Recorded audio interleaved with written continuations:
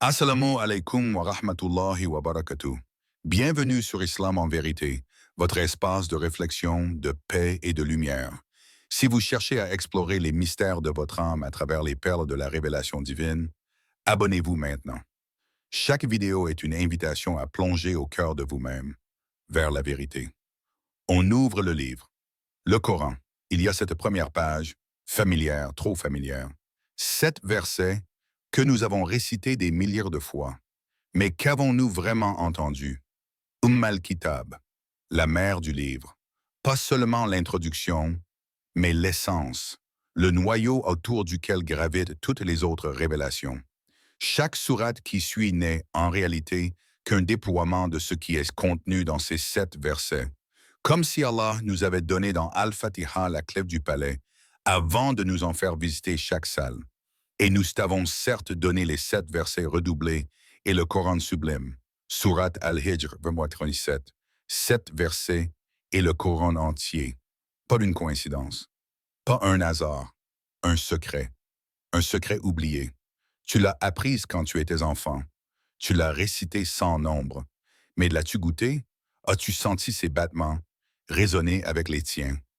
As-tu déjà entendu ta propre âme réciter Al-Fatiha en silence lorsque les lèvres s'arrêtent? Ce n'est pas un verset de plus. C'est une porte, un miroir, une carte intérieure qui te ramène, à chaque prière, à ton origine divine. Le prophète a dit qu'elle est un dialogue entre le serviteur et son Seigneur. Pas une récitation, un échange, un entrelacement. À chaque verset, Allah répond. Tu parles, il t'écoute. Tu l'invoques, il te répond. Tu t'inclines, il t'élève. Et pourtant, combien de fois l'avons-nous récité absent?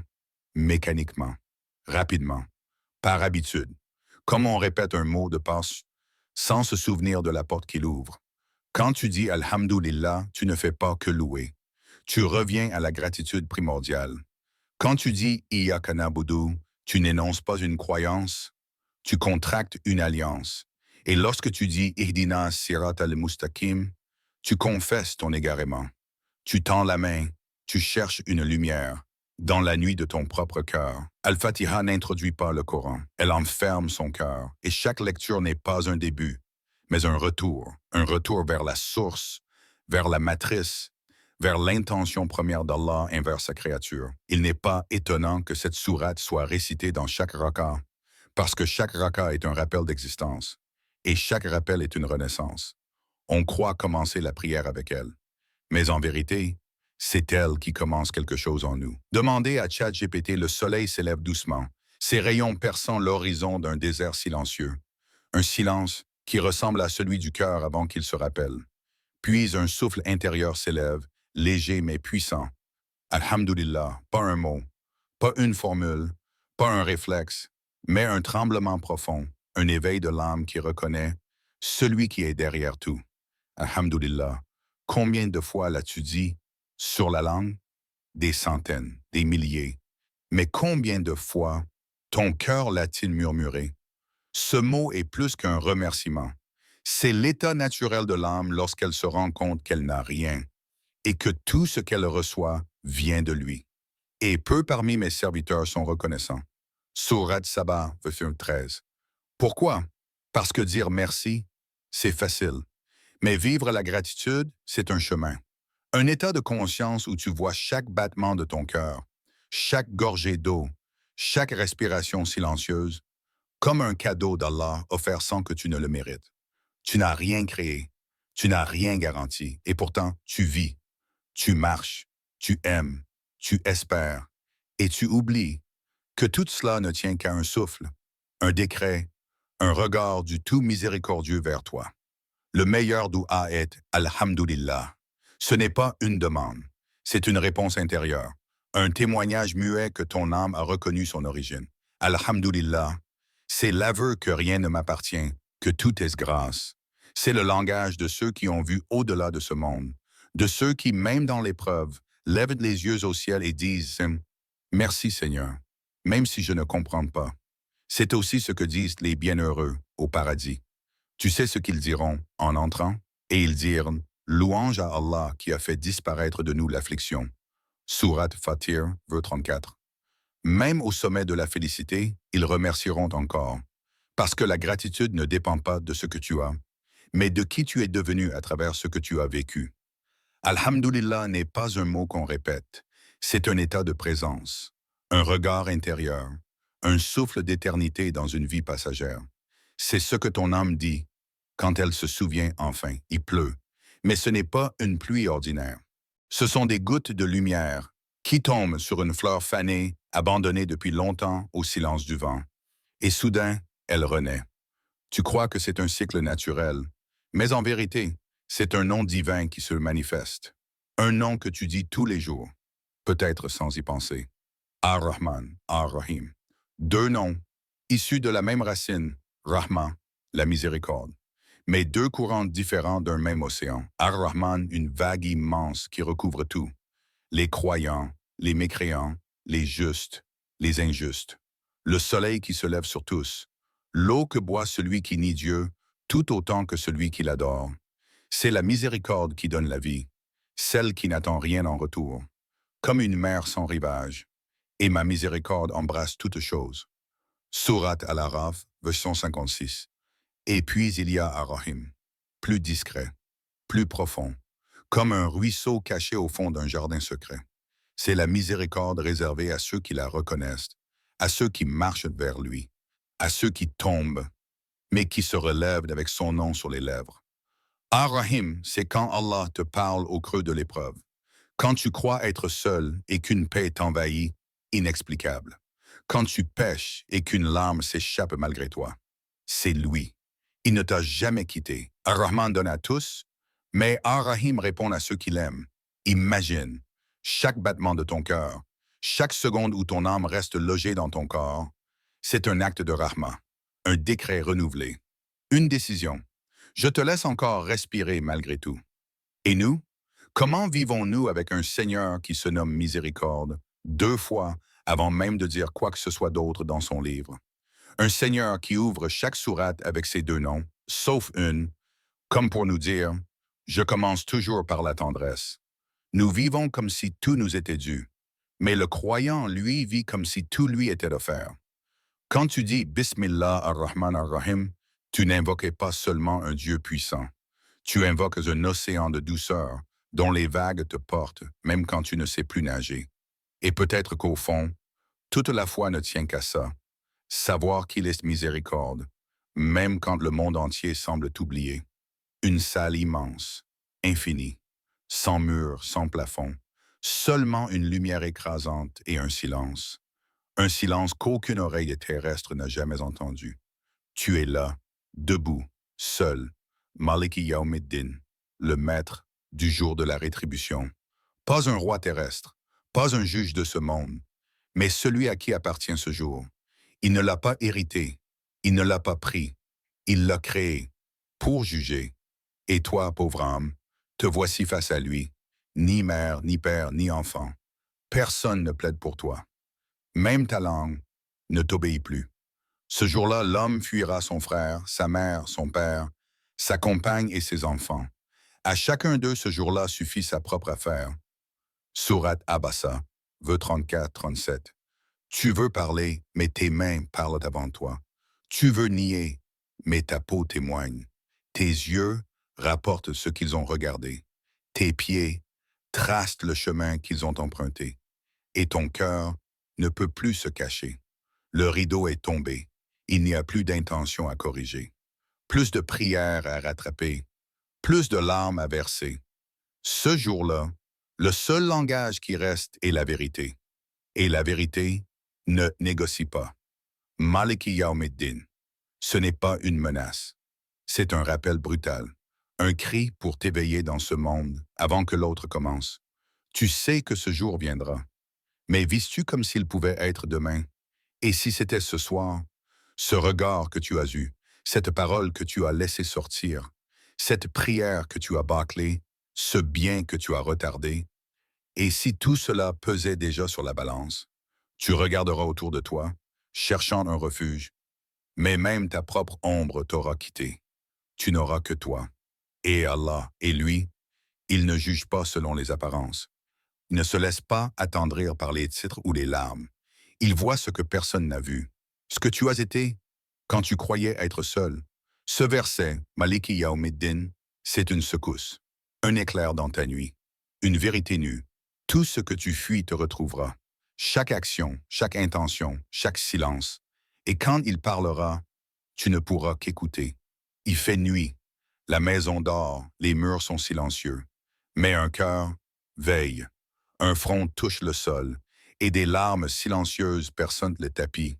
Une voix basse, presque brisée, dit « Iyaka na'budu wa iyaka nasta'in ». Ce n'est pas une simple récitation. C'est un pacte secret entre l'âme et son Seigneur. Un acte de loyauté pure, signé sans témoin, dans l'intimité de la nuit. Iyaka, toi seul, ni mon travail, ni mon statut, ni mes envies, toi seul. Na'budu, nous t'adorons. Pas je, mais nous. Parce que la foi n'est pas une solitude arrogante. Elle est fraternité dans l'adoration. Une communauté des cœurs tournés vers le même trône. Mais qu'est-ce que l'adoration en vérité? Ce ne sont pas seulement des gestes, ni des paroles bien prononcées. C'est ce moment où ton cœur s'incline avant ton front, où ton ego s'efface sans lutter, où tu acceptes d'être faible parce que tu sais enfin qui est fort. Et ne suis pas tes passions, sinon elles t'éloigneront du chemin d'Allah. Sourate Sad, verset 26. L'adoration commence là. Quand tu décides de ne plus obéir à tes passions, quand tu combats doucement ton confort, quand tu te lèves alors que ton âme veut rester couchée, quand tu donnes alors que ton cœur veut retenir. Iyaka na'budu, c'est l'amour qui s'agenouille, c'est la volonté qui dit « Je ne suis pas le Satan ». C'est le serviteur qui comprend enfin qu'il ne s'appartient pas. Et puis, wa iyaka nasta'in. Et c'est là que tout bascule. Parce que tu reconnais que même t'adorer, je ne peux le faire sans toi. Même te plaire, j'ai besoin que tu m'y aides. L'adoration n'est pas un exploit, c'est une dépendance assumée. C'est tendre la main à celui qui la tient déjà. C'est s'appuyer sur lui, même quand on croit tenir debout seul. Dans cette prière nocturne, dans cette prosternation cachée, il y a l'aveu le plus noble qu'un être humain puisse faire. J'ai besoin de toi pour t'aimer. Et c'est dans ce besoin que réside la vraie liberté. Un homme marche seul, au milieu d'un désert infini. Le sable brûle sous ses pas, le vent lui fouette le visage. Le ciel est vaste, mais muet. Il serre entre ses doigts une vieille boussole, brisée. L'aiguille tourne en rond. Elle ne montre plus rien. Son regard cherche une direction. Mais tout semble identique. Chaque pas ressemble au précédent. Chaque jour répète le vide du jour d'avant. Et soudain, dans ce silence qui étouffe, il lève les yeux et dit « Ihdina sirat al-mustaqim » Guide-nous vers le droit chemin. Un cri, mais pas un cri de la gorge, un cri de l'âme, car ce verset n'appartient pas à une religion. Il appartient à l'humanité, à chaque cœur qui a un jour perdu le nord, à chaque être qui s'est un jour demandé pourquoi il marche. Idina, pas guide-moi, mais guide-nous, parce que l'errance est collective, parce que le monde entier s'enfonce dans des labyrinthes d'écran, de doute, de vanité. Quiconque Allah guide, nul ne peut l'égarer. Surat Az-Zumar. M'dam.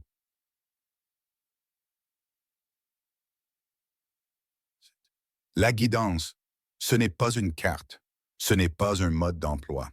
C'est une lumière intérieure, un regard qui s'éclaire soudain sur ce que tu refusais de voir. Et parfois, elle arrive dans les moments les plus sombres, quand tu as tout perdu, quand il ne reste que le silence, et que l'appel à la prière résonne au loin, comme un écho céleste dans ton désert personnel. Peut-être que tu connais le Coran, peut-être que tu pries, mais es-tu guidé ou marches-tu en rond, boussole à la main, regard fixé sur ce monde, sans jamais lever les yeux vers le ciel? Le droit chemin, ce n'est pas une ligne droite, c'est une orientation du cœur. Un fil invisible qui traverse les tempêtes, les péchés, les illusions, et qui te tire doucement vers Allah. Peu importe où tu es tombé, peu importe depuis combien de temps tu marches sans savoir où tu vas, ce verset est là, simple, court, mais bouleversant, parce que c'est une reconnaissance. Je ne sais pas. Je ne peux pas tout seul. montre-moi. Et ce cri, prononcé sincèrement, vaut plus que 1000 discours vides. Deux routes s'ouvrent devant toi. L'une est étroite, mais lumineuse. L'autre est large, mais couverte d'ombre. Tu hésites. L'instinct humain cherche la facilité. Mais ton âme, elle connaît déjà la vérité. Sirata al-ladina an'amta alayhim. Le chemin de ceux qu'Allah a comblés de bienfaits. Mais quels bienfaits? De l'or, du confort, de la célébrité? Non. Des bienfaits éternels, des signes gravés dans le cœur. Ceux-là seront avec ceux qu'Allah est comblé de bienfaits, les prophètes, les véridiques, les martyrs et les vertueux. Et quelle excellente compagnie! Surat An-Nisa, verset 69. As-tu déjà voulu marcher à leur côté, partager le même sentier que Ibrahim, l'ami d'Allah, ou suivre l'exemple de Mariam dans sa solitude lumineuse, ou être, dans ton époque confuse, un humble héritier de leur sincérité? Alors demande-toi, qui est mon modèle aujourd'hui? Qui inspires-tu? Qui suis-tu? Vers qui tends-tu? Vers ceux qui ont été comblés ou vers ceux qui ont été oubliés? Parce que ce verset te donne une identité, une direction, un compagnonnage. Il t'invite à choisir ta lignée spirituelle. Mais ensuite, il parlait aussi des autres. Gayril Magdubi alayhim waladdallin. Ceux qui ont suscité la colère divine et ceux qui se sont perdus. Les premiers connaissaient la vérité, mais l'ont rejetée. Ils ont vu, mais ont fermé les yeux. Le savoir ne les a pas guidés. Il les a enflés d'orgueil. Et les seconds ne savaient pas. Mais ils ne cherchaient même pas à savoir. Ils vivaient comme si aucune question ne méritait d'être posée. L'un a le cœur dur, l'autre a le cœur vide. Et toi, où te situes-tu entre ces trois chemins? Celui des comblés, des lucides, des éveillés, celui des arrogants qui savent mais ne changent pas, ou celui des égarés qui vivent sans se poser de questions. Tu vois, l'ignorance peut être guérie par une étincelle de vérité. Mais l'arrogance spirituelle est un poison qui t'étouffe en silence. Tu crois que tu avances, mais tu tournes en rond dans une certitude sans lumière. La vraie adoration, c'est aussi le choix du bon chemin, celui de ceux qu'Allah a aimés, ceux qui ont été brisés, puis relevés, ceux qui ont aimé Allah plus qu'eux-mêmes, ceux qui ont marché sans peur, même quand le monde leur tournait le dos. Alors la question reste suspendue. Avec qui marches-tu vraiment? Tu ouvres le livre. Encore, tu es revenu au début, mais tu n'es plus le même. La lumière dorée glisse doucement sur la page. Surat al-Fatiha, 7 versets. Tu les connais par cœur, mais cette fois, tu ne veux pas seulement les réciter. Tu veux les écouter. Parce qu'al-Fatiha, ce n'est pas une lecture que tu offres à Dieu. C'est un miroir qu'il tend à ton âme. Tu penses prier, mais en réalité, c'est Allah qui t'appelle. Et à travers cette sourate, il t'enseigne comment lui parler, comment le connaître, comment te connaître. Chaque mot est un battement, un écho de quelque chose que tu portes en toi depuis toujours. Alhamdulillah, tu existes, tu respires, et rien ne t'est dû. Ar-Rahman, Ar-Rahim. Il t'a porté quand tu étais inconscient. Il t'a sauvé des choses dont tu ne sauras jamais. Il t'a attendu pendant des années d'oubli. Maliki Yawmiddin, il est juste et il est patient. Mais il est aussi le seul que tu affronteras sans intermédiaire. Le seul devant qui ton cœur se mettra vraiment à nu. Iyaka nabudu wa iyaka nasta'in. Tu fais le serment. Tu plonges ton ego dans sa poussière. Et tu avoues ta dépendance. Pas une dépendance faible, mais libératrice. Ihdina sirat al-mustaqim. Le cri, la supplication nue. Tu veux marcher, mais sans lui, shtaguryum. Illusion. Sirata al-ladina an'amta alayhim. Tu choisis ton héritage. Tu lèves les yeux vers ceux qui ont aimé plus fort que ce monde. Tu veux les rejoindre. Gayril Magdubi alayhim waladdallin. Tu refuses la prétention. Tu refuses l'ignorance. Tu veux rester éveillé, même si le monde dort. Et puis le silence. La page reste ouverte, mais ton cœur a compris. Tu viens de vivre la prière. Non pas par tes lèvres, mais par ton être. Chaque Al-Fatiha peut être une renaissance. Si tu l'as dit comme si c'était ta dernière, Si tu la vis comme si c'était ta première, tu respires, tu souffles, tu répètes, et doucement, tu retournes à Allah, ressens-la, médite-la, vis-la. Merci d'avoir partagé ce moment de profondeur avec nous. N'oubliez pas de vous abonner à Islam en vérité pour continuer à explorer ensemble la sagesse infinie du message divin. Ce monde passe, mais la vérité demeure, lumineuse et éternelle. Wassalamu alaikum wa rahmatullahi wa barakatuh.